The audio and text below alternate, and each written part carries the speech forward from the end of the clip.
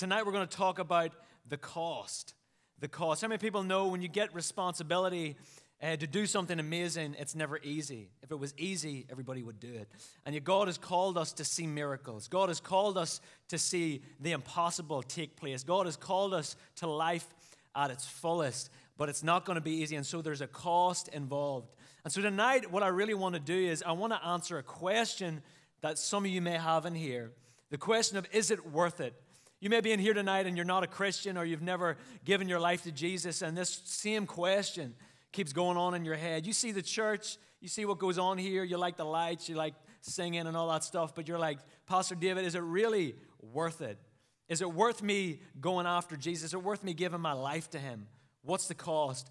Others of you may have already given your life to him, but there's a different question in your heart where it's, I've said my yes, I'm going to heaven, I can just check out, but is it really worth the cost? Is it worth me going all in? Is it worth me giving everything? And so tonight I'm excited to talk about the cost. The cost. One of the things I was looking through as I did a bit of research about this was the cost of some things that people are buying nowadays. You know, I'm happy to spend my money on Chick-fil-A. And that's it, you know, anybody else with me? But there are people spending money on some expensive stuff. And so what I wanted to do is I wanted to throw up some pictures and kind of have a little bit of the Price is Right, where you kind of guess how much these things are. Is that good? Can we have a little bit of fun to kick off? And so we're going to throw up our first picture. Now, this is a crystal piano. Why anybody needs that, I have no idea. But does anybody want to have a guess at how much the crystal piano is worth? There's one of these in the world. One. Okay, we're going to have to take hands up or something. People are like, yes, Gally. 500,000. That would make a little more sense than how much it's worth. Let's give it more. Marshall. 5 million. Close. It's worth $3.2 million. It's worth $3.2 million. You better be a good piano player if you're going to play that thing. You'll be going on there and playing Jaws. Dun, dun. That's all I used to play. Let's throw up our next picture. This is a magnetic floating bed. If I had the money, would I get one? Yes. Do I have the money? No. Do I want one? Not right now. So does anybody want to guess how much this floating bed is? Yes, Anna Grace. $5. No, Sally not, because I would have one. Yes, bro. $6. Getting hotter. Yes, come on. Does anybody want to give a legitimate answer that doesn't embarrass Pastor David? Thank you very much. I'm just kidding. Yes, Grant. 323,000 million thousand. 323,000. No, goodness, this is ridiculous. This floating bed is worth $1.6 million. If I slept in that thing, I better sleep for a week. I'm telling you. Okay, let's throw up the next one. This one just baffles me. Okay, so this is a dead tiger shark. Why you would need that, apart from just trying to be really manly? Oh, sorry, don't mind my tiger shark in the corner. You know, how much do you think it cost to purchase this dead tiger shark? Yes, Jake. 500,000. No, Evan. Getting hotter. Please don't say 2.51 million. Like, let's not jump on that track again. Yes, bro. 2 million. No, it's worth $12 million. Is it worth it? No. Let's move on to the next one we got. Now, this is actually, who put a picture of my house in there? Goodness, this is not what we're talking about. This is my house in Ireland. I'm actually a potato farmer in Ireland and a multi-million, I'm just kidding. So this is not a house in the sanctuary. This is Villa Leopolda, and it's a really expensive villa in Spain. And so does anybody want to guess how much this house is? Yes, Andrew. 12 million. Actually, you are very, very far away. It's not 12 million, sorry. Anyway, yes, Darren? 24 pesos. Are you Spanish? Like, what's going on? You actually are your family from Spain, right? This might be your house, and you just don't know it. No, this is worth 506 million. 506 million. I better just walk in through the door and be like guided by like gravity. I don't know. That's crazy. 506 million. Okay, we'll throw up the next one. We got a couple more. This is a picture of my car outside my house. A gold-plated Bugatti Veyron. Anybody want to guess? Yes. At the back, the crew. How much? Yes. 10 million. Let's put our hands together. Come on. The Holy Spirit is moving at the back. That's awesome. $10 million. You should be an accountant or something. That's awesome. $10 million for that. Would I buy it? No. Does it look good? Yes. Okay, we'll have a few more. Now, this is where it gets a bit weirder. So this is a photograph. It's called Rhine 2. At least give it a good name. It's by German visual artist Gertzi. I don't know if I would pay the money just to meet this dude. So does anybody want to guess how much this photograph was purchased for in a frame? No. Yes, Emma. No, this is your answer. Sorry. Don't throw her under the bus.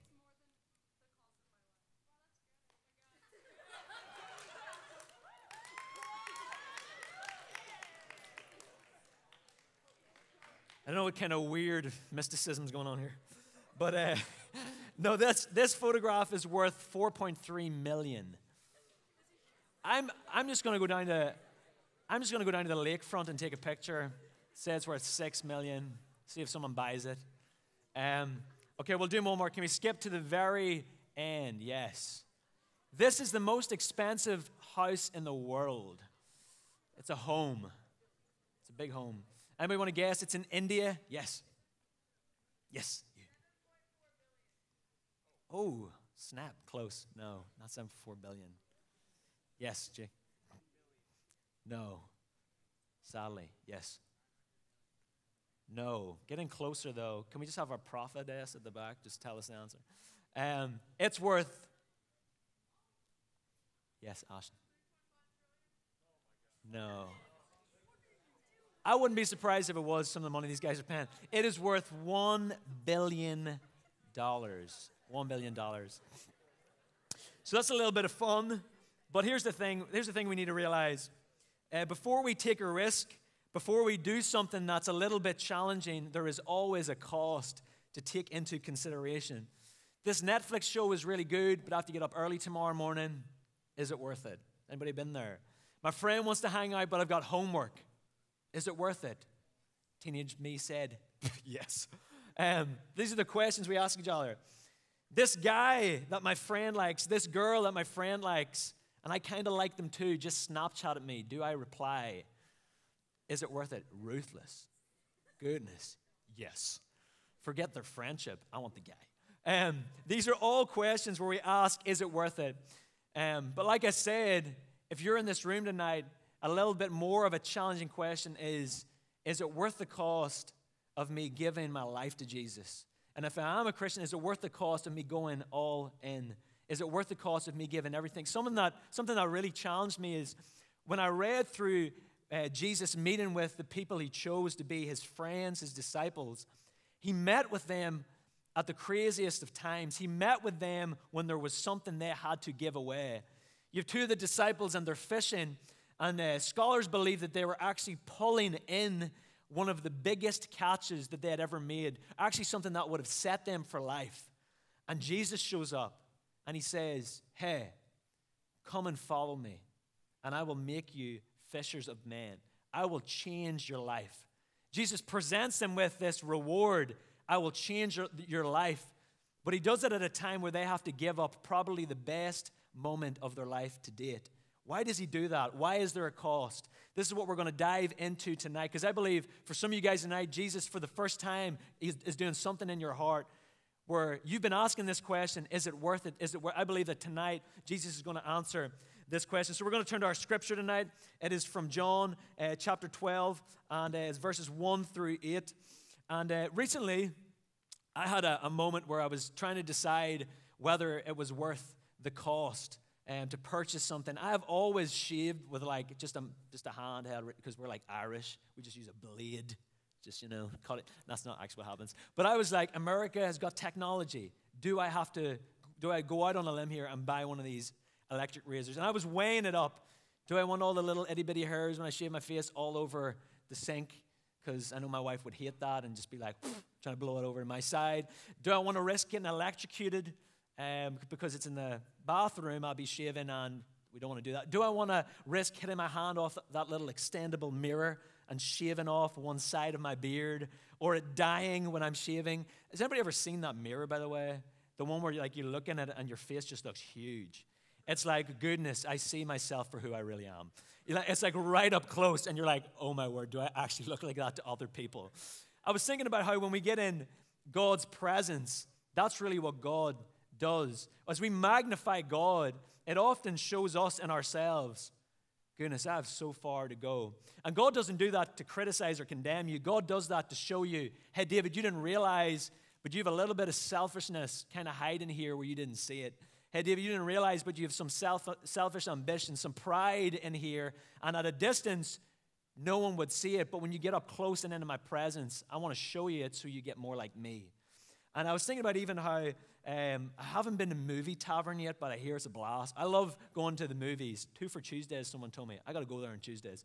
But I went to the movie theater recently, and I'm super messy when I go to the movies. I don't know why. Something just happens. Do I pass out, wake up, and I'm covered in food? Possibly. But this last time I went, I got like cheesy nachos, had M&Ms, and I was eating popcorn. I just went all out. And as I'm sitting there, the movie comes to a close, and I'm like, I did pretty good. I'm set. The lights come on, and the person I was with turns to me and says, what happened to you? I look down. I have cheese stains everywhere. I have smudges of chocolate. I literally look like a 2-year-old came and attacked me. I've got popcorn in my pockets, in my shoe. Like, what am I doing? And it made me laugh because I realized that there's moments in life where, when you're not in God's presence, it's easy to think you've got it all together. When you're in the dark and you're away and you're hiding, it's easy to feel like you've got everything together. And yet when we come into the light of God, into the presence of God, He shines His light on us and He says, David, love you, still got a cheese stain there, and it's annoying people. Can you please just get rid of it? And He makes us more like Him. And for me, just to say up front, for me to become more like Him and have the life He wants for me, it's worth the cost. But for you to be able to say that, you need to know what the cost is. And I love this story. We'll go back into this story. And it's from John 12. If you have your Bibles with you, you are blessed. If you have an app on your phone, don't use this as an excuse to go on Instagram and refollow someone. Let's just open our Bibles, whatever that looks like for you. And if you don't have a Bible or phone with you, you can check it out on the screen. This is what it says. It says, then 6 days before the Passover. So remember, 6 days. Somebody says 6 days. All 3 of you, thank you for participating. Someone says 6 days. 6 days. A little too vicious. Calm down. Jesus came to Bethany, this place Bethany, where Lazarus, who had been dead, whom He had raised from the dead, was. That's weird. Okay, so Lazarus was dead, but now he's alive. It says there, where the dead guy used to be. Lazarus was there. They made him a supper. You see, Jesus came to Lazarus' funeral. He was his friend. He showed up and said, get up, bro. And Lazarus gets up out of his coffin and starts walking around. Jesus raised him from the dead. And so they're back there at this place, and they're hosting a meal for Jesus. They're saying thank you with food. They had the right attitude. Awesome. And it says, then Mary, who was Lazarus' sister, took a pound of very costly oil of spikenard. Don't know what that is, but sounds great. Anointed the feet of Jesus and wiped His feet with her hair. Surely there was a cloth or something. And the house was filled with the fragrance of oil. But one of the disciples, Judas, come on, Judas, Simon's son, who would betray Him, said, why was this fragrant oil not sold for 300 denarii and given to the poor? So Judas is there, and he's seeing this woman break this expensive oil over Jesus' feet, and he's like, what is she doing? How selfish. She's breaking this over Jesus' feet when she could just give it to the poor. Do you know the crazy thing? Judas was saying that, and Judas knew how much it was because Judas was a thief. Judas knew because he would go into the tithe and he would take money out. Don't ever do that. He would go and steal from God. And so there was something within him that rose up and said, hey, that's my money. But he presented it in a different way. This is what I've learned. The loudest boos come from the cheapest seats. When you're about to do something good for Jesus, people who have wrong motives love to stand up and say, what are you doing? For me, I've learned I'm doing the right thing. Because if there's a lot of people who are standing and criticizing me for living how Jesus has called me to live, I know I'm doing something right. A couple of weeks ago, I said if you've never been in a head-on collision with the devil, you're probably going in the same direction as him. If you're facing trials tonight, if you're facing challenges, if you've been trying to do good and it's been tough, can I tell you, you're on the right path. Jesus said the road to death is wide. The road to life is narrow. Very few people walk the road to life. Why? Because they look at the cost and they say it's not worth it. Judas looked at the cost of this and said, what is she doing? And I love what Jesus replied to her.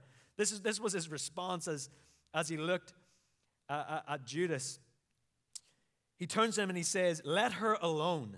She has kept this for the day of my burial. Let her alone. He said, she's doing what she can. Leave her alone. For the poor you have with you always, but me you do not have always. Now the disciples at this point would be like, Jesus, what are you talking about? You're going to be here forever. You're God. You know, what are you alluding to? But what they didn't know was that what was going to happen a week from that moment. Do you know, I said at the start, 6 days. The important thing about the 6 days is because 6 days to what? 6 days to Passover. Jesus was going to die and be crucified the following week. And here in this moment, this lady doesn't know it, but she captures the moment. She captures the opportunity, and she gives Jesus everything. So tonight I have 3 things I want to point out to you guys. And it's not going to be too long, but I believe that this will help you guys be stirred up and answer the question of, is it worth the cost? Whatever it is for you, if it's going all in for Jesus, if it's finally telling your friends about him, I believe that this story can stir you up and give you an example of why it's worth the cost. Why if you're here tonight and you're like, I've never given my life to Jesus, can I tell you, it is the greatest thing you will ever do. People say that all the time. I used to hear it at church and I was like, right, whatever. But when I was 15 and I actually made that step, the only one in my family, God changed my family's life. I'm telling you, I would be back in Ireland right now with an aggressive helicopter dad who kind of flies over and checks what I'm doing, a mother who's bitter and angry, and a sister who's probably running and doing who knows what. But God saved my family. And it was because I had the audacity and the passion to say, Jesus, you're worth it. It's worth the cost. And so the first thing, if you're taking notes tonight, what can we learn from her story? So the first thing we can learn from her story is that she gave what she could. She gave this 300 denarii, and it would be an entire year's worth of wages. And nowadays it would be about $15,000. $15,000, and she breaks it over Jesus' feet. Is it any wonder Judas, who didn't really understand, is saying, what are you doing? What is going on? And she breaks it over Jesus' feet. It was everything that she had. I wonder how you show gratitude to God. How do you show your gratitude to God? Is it by giving things that are easy to get back, or is it giving things that really matter to God? If I think back to the first time anyone ever gave to God, it's with Cain and Abel in Genesis. And both gave something to God, but God only accepted one person's sacrifice. Cain gave of the fruit of the ground. He gave vegetables to God. He sacrificed. He said, these are for you, God. And Abel gave his livestock. He gave his first animal to God. And God accepts the animal and says no to the vegetables. Why? Because it's very easy to regrow some fruit and vegetables. But when you give away an animal, you don't get the exact same animal back again. And so many of us are able to give God things that we get back because it's easy. But he's challenging us, can you give me the things that you may not get back? Can you give me your time? Can you give me your talent? Can you give me your treasure? Because watch what I'll do when you put it in my hands. Everything that goes into Jesus' hands gets multiplied. I think about the loaves and the fish. This little kid comes up with his lunchbox. There's thousands of people. Jesus says, does anybody have food? This dude says, I've got a couple of crawfish and a loaf of bread. What am I meant to do? And Jesus says, give me it. That's my version of it, not the Bible. People are like, what? No. But he puts it in Jesus' hands and he multiplies it and feeds everyone until there's some left over. Every time you give Jesus something, he multiplies it, and you get it back in greater form. And so she gave what she could. Something I found I used to do all the time in high school was compare myself. Ever fallen into that trap before? Nay. Sometimes it's hard even as an adult to be like, whoa, gotta take a step back here. You know what I've learned? It's not what you give that matters. Like how let me just compare myself to this person. Look at how much they give. It's how much of what you have you give. It's not a comparison thing with someone else, but it's how much of what you have you give. Everything is the same to everybody. You may have been born into a family that's really rich and you can just happily give away things. You may be born into a family that really has nothing. But when we both on different ends of the scale give everything, it's the same thing to Jesus. Everything is everything. Why? Because he's not after the quantity, he's after your heart. He's after the heart that it's given in. And so this lady gives what she can in this moment. I remember I was with my dad once. We were traveling in the car, and after a soccer game, he would buy me a chocolate bar. And this one day, I'm not joking, it was just the greatest chocolate bar.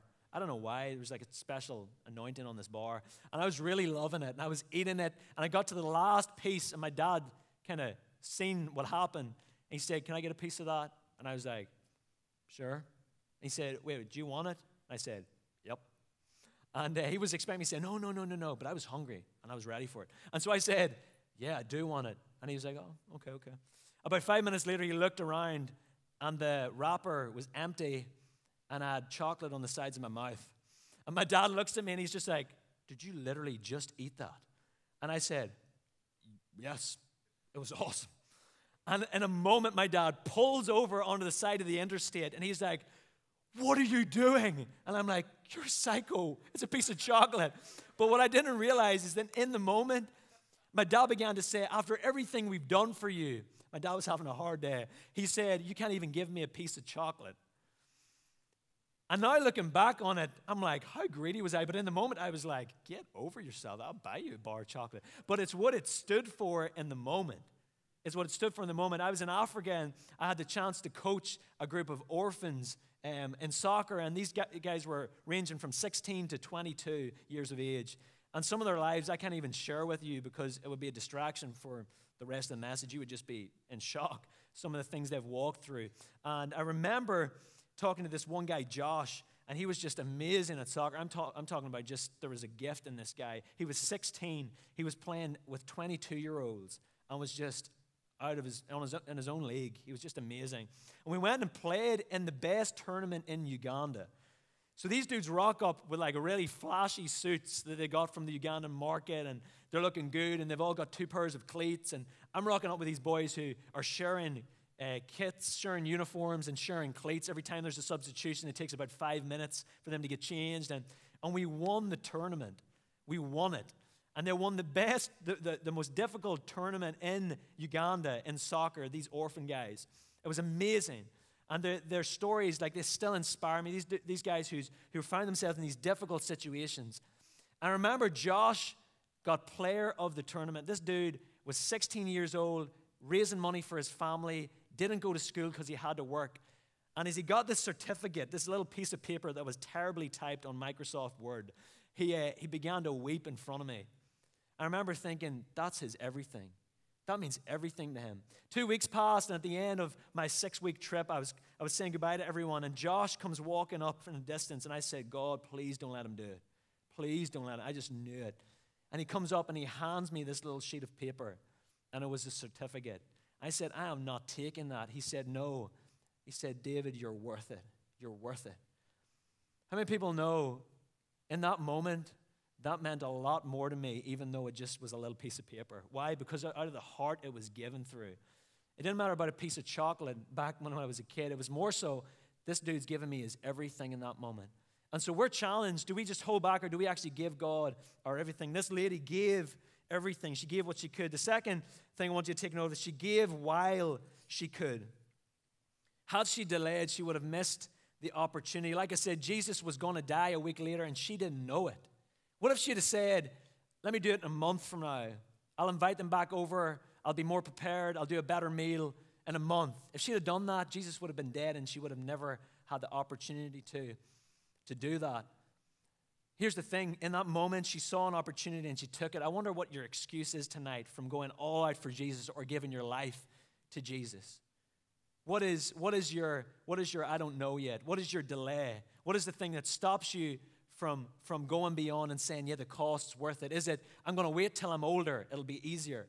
I'm going to wait till I'm more popular, I get my stuff together with my friends, because then I'll reach more people. I'm going to wait till I get my grades together. I'm going to wait till my house and my home situation gets together. I'm going to wait until I stop sinning the way I'm sinning. See, if you wait, it'll never happen. There is a moment and a window of opportunity. You might meet someone tomorrow that you'll never see again, and God wants you to impact them in a certain way that will lead to them being in eternity. And you may never see them again. She wouldn't have seen Jesus a week later. Why? Because he had been crucified. She took the moment. She owned the moment. I was just thinking about how weird would it be if you get to heaven and you wake up and you're in heaven. How much of a heartbreak would it be if you realize, goodness, I can't tell anyone anymore about Jesus? You walk up to someone and you say, hey, have you heard about this guy Jesus? Yeah, he's right there. He's chilling over there. He's eating Chick-fil-A right there. You know, it would be awkward. It would be weird. Here's the thing. There's coming a day when we get there, and I don't know if Jesus is going to be eating Chick-fil-A, but here's the thing. There'll be a lot of people with a lot of disappointment. Can we be people who seize the moment? The opportunity of a lifetime, someone told me, only lasts the lifetime of the opportunity. The opportunity of a lifetime could be right in front of you, but it's only going to last for its lifetime, and it's a short window. Are we going to take hold of it? So she gave while she could. Finally, she received more than she gave, and we'll be wrapping up now in just a couple of minutes. She gave $15,000 worth of perfume. You're like, Pastor David, she did not get $30,000 back. Jesus didn't say, awesome, let me write you a check for doing that. How did she get back more than she gave? In two ways. The first way is this. She received the right to be part of God's story. Her story is the only story in all four of the Gospels. How many people know you only post pictures on Instagram that you want to see? That you only post pictures that you want other people to see. Sometimes I post a picture, I get a text in like 5 minutes from my wife. Nope. I'm like, I know what that's about. She's like, David, and I look back and she's like, and I said, I didn't even realize. You only post pictures that you want to see. God was so touched by her story that he put it in every single one of the Gospels. She got to be part of his story. Secondly, she received more than she gave because she got to receive back the very thing she gave to Jesus. What are you saying, Pastor David? Remember the part where it says she cleaned it up with her hair? She cleans his perfume up. Something I didn't realize was as she cleans it up, what happens to perfume? It gets transferred onto her hair. That's hard for an Irish person to say. It gets transferred onto her, and she leaves that place with the fragrance of this perfume that she broke over Jesus' feet. Can I tell you tonight, every bit of time you give Jesus, every bit of effort you give Jesus, every prayer you pray to him, every time you read a scripture, it's never a waste. As you give to him, you get back in return. He fills you with his presence. He makes you stronger. He makes you better. You never give in vain. The cost is worth it. Is anybody else with me tonight apart from Taylor? Come on.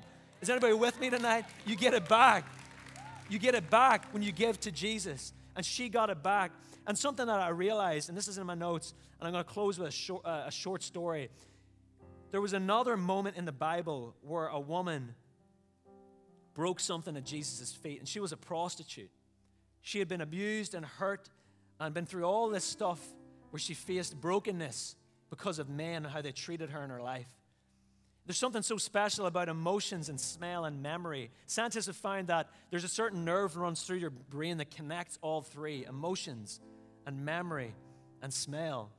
And they've found that if you have a moment in your life where you experience like a smell moment, something good happens and there's a certain perfume around, that when you smell that perfume again, it will rewrite that memory to where you remember that good thing again. And I began to think of how this woman who's a prostitute breaks this stuff at Jesus' feet, pours it out. And all this stuff that she'd been through as a prostitute and all this stuff she'd faced through men, as she broke this, it was a sign of her breaking her past, breaking the bad things that she had done. And in that moment, Jesus starts rewriting her old memories with this smell moment, this fragrant moment. She's no longer a prostitute, but she's brought back into his house. How powerful that you receive more in the moment than what you give. When I was 14 years old, I really got close with a group of about 10 guys. And after I gave my life to Jesus at 15, I found myself in this park, and I just turned 16, gave my life to Jesus in October, my birthday's in November, and it was coming up to Christmas. We were all hanging out in this park, and I was on fire for God. If you don't know what that means, I was like passionate. I was like, I'm going to tell everybody I know about Jesus. So I started telling my friends, and out of the 6 that were there, 5 of them were like broken. They were like, I need Jesus, David. Can you pray with me? One of my friends said, I don't need him. I'm good. I'm good. And I knew it was because he was so afraid. I knew things about him that our other friends didn't. I knew there was some stuff going on at home. His dad had been arrested for stuff. His mother was just disengaged, wasn't emotionally there. And he just didn't know if he was good enough. And I remember he lived the opposite direction from me and my other friends. And as we're leaving this park, I'm so excited, and I'm like celebrating with my friends as they give their life to Jesus. I'm like, I'm bringing you to church this Sunday. And I look back, and I see my friend walking by himself with his head down in the distance, back towards his home. And I'm not joking, guys. I felt the Holy Spirit, like this thing I couldn't shake. He said, run after him. Run after him. And something in me, just in tiredness and laziness, said, I'll talk to him later. It's good. I never spoke to him later about Jesus again. I didn't get another opportunity. 3 years later, he was killed. And I remember as I sat at his funeral, I had this picture in my mind of him walking back towards his house alone. And there I was celebrating with all my friends. And I looked back and I saw him by himself. And I had this moment where I was like, God, it's my fault. And I'm crying at his funeral. And I'm like, God, I didn't do what I was meant to do. And probably more clear than I'd heard before in my life, I felt God say to me, it's okay, David. It's okay. I met him. I know his heart. I'm a just God. But this is what he said to me. Don't miss an opportunity again. Don't ever miss an opportunity again, David. And that moment literally changed my life. It changed my life. Some people ask me, why are you so passionate? Because I'm not going to miss an opportunity ever again. When it comes to the cost, if you look at the disciples, 11 of them were murdered for following Jesus. Why did they keep telling people about Jesus? Because the cost was worth it. They said, I have Jesus in me. And if it means me dying just to get 2 or 3 to get to eternity with me, awesome. I'm going to do it. I want to throw up a picture. This might shock some of you guys of the Coptic. It was called the Coptic Martyrs. But there were 20 guys in Egypt who were brought onto the beach. And they were Christians. And ISIS found out about it and brought them to the beach. And on a live stream, they killed them in front of people. They killed them in front of millions of people on this live stream. A little bit intense, but I want you to stay with me. And in this moment, they gave them one last opportunity in front of everybody, in front of everyone watching on live stream. They said, renounce that you belong to Jesus and we'll let you go. And they didn't even answer. They began to pray and say to Jesus in their language, I'm coming home. I'm coming home. I'm coming home, Jesus. And they began to worship God on their knees on this beach. And their families were watching it. Can I tell you, this sent a shockwave across Egypt, and Egypt has never been the same. They said, I am willing to die because I believe so much in Jesus. I'm willing to die because the cost is worth it.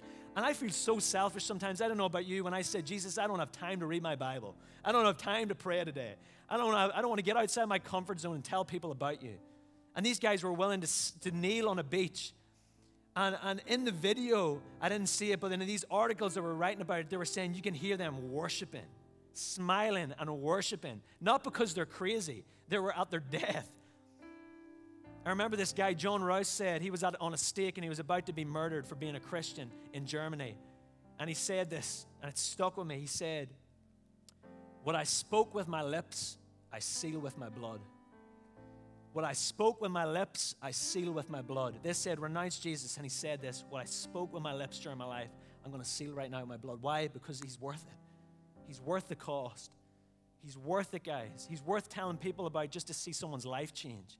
He's worth accepting them and giving them a chance just so your life can be different. He has a plan for you tonight.